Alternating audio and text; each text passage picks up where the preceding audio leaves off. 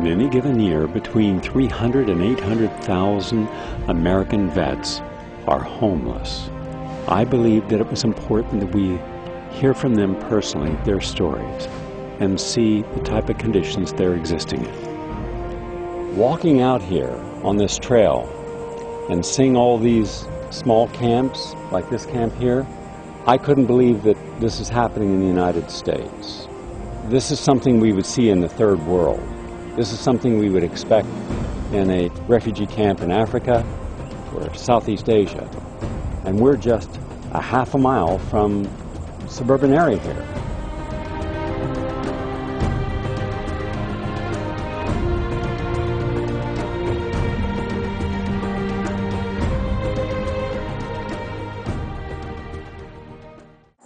What's your name? Trainwreck. Trainwreck. Trainwreck? Mm-hmm. How long have you been out here? I've been out here about 4 months. What's your profession? Scaffold. Scaffolding. That makes a pretty good living at that when you're working, right? When there is work. How long has it been since you've had work? 2.5 years. There's no work out there. And then you heard about a place out here where people were just living in tents? We had no choice, either that or sleep on the concrete. Are you a vet? Yes. What does our government help do in this matter? How have they assisted you? Well, you see it. This is the help your government gives you. This is it. Why don't you remind some of the people who are so quick to talk about supporting our brave men and women and ask them, is this the kind of support they were talking about also? Well, here's the whole thing. I feel personally, the reason why the troops are still over there is because the economy's so bad over here. You bring them back home, then what? They're going to be right in our situation. Then they're going to be camping out like us. How many other vets have you met who are homeless? A lot. There's a lot of vets out here.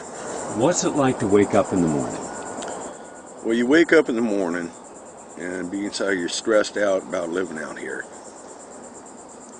You pray you have a cold beer in the Or a few dollars. Or a few dollars. Or a few dollars to get a cold beer, just to get your day going, because you're so stressed out. You ain't got a job.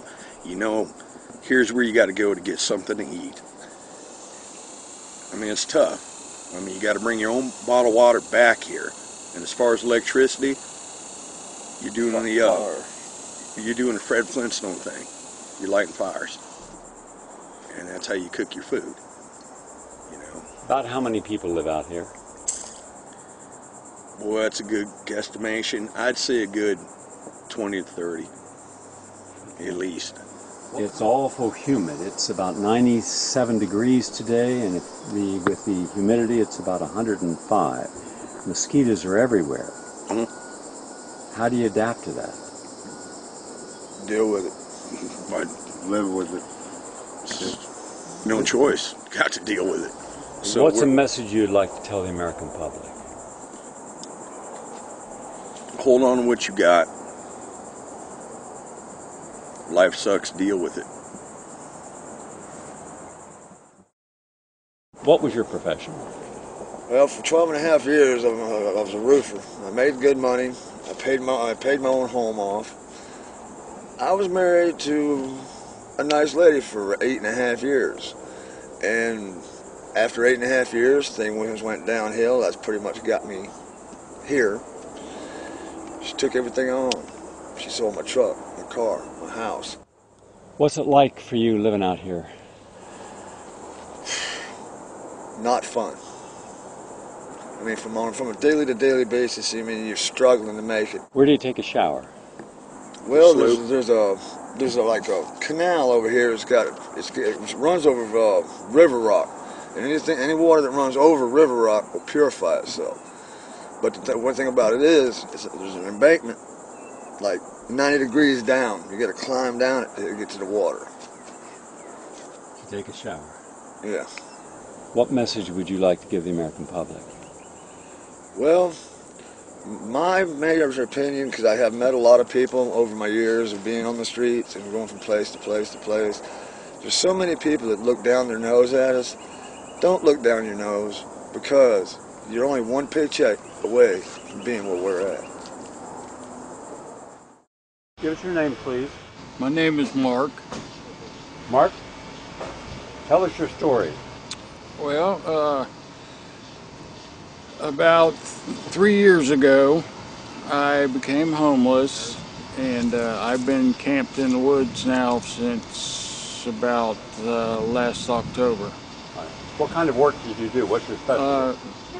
I'm a carpenter. I build houses, and not to pat myself on the back, but I'm good at it. But they're not building, and I blame it all on the greed. They kept pushing to build, and now they're not building anywhere. They're not projected to build in this county for 4 or 5 years still. What's the life like in one of the camps in the woods? Well, it's day by day. I mean, if you want water, you have to bring in your own water. Food, you bring in your own food. Whatever, everything, it's got to be brought in. Did you ever have a home? Yes. A family? Yes.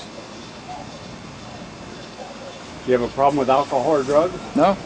What percentage of people out there are having problems with drugs or alcohol? Well, I couldn't give you a percentage. I'll say many of them do. Are they getting help? No. They're pushed to the side. They keep circulating rumors that they're going to kick us all out of there real soon. Where are you supposed to go if they kick you out? They don't care. Let's say that you could sit across from Barack Obama right now. What message would you give the president? Well, I don't know if there's anything he could do, because it started, long before him with all the greed. Everybody looking for me, and like out there in the camps, it's not like that. Everybody helps everybody else, because you need that help.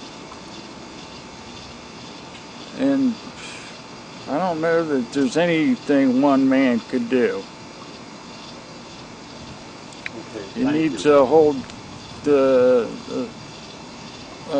whole philosophy of the country needs to change. People's attitudes.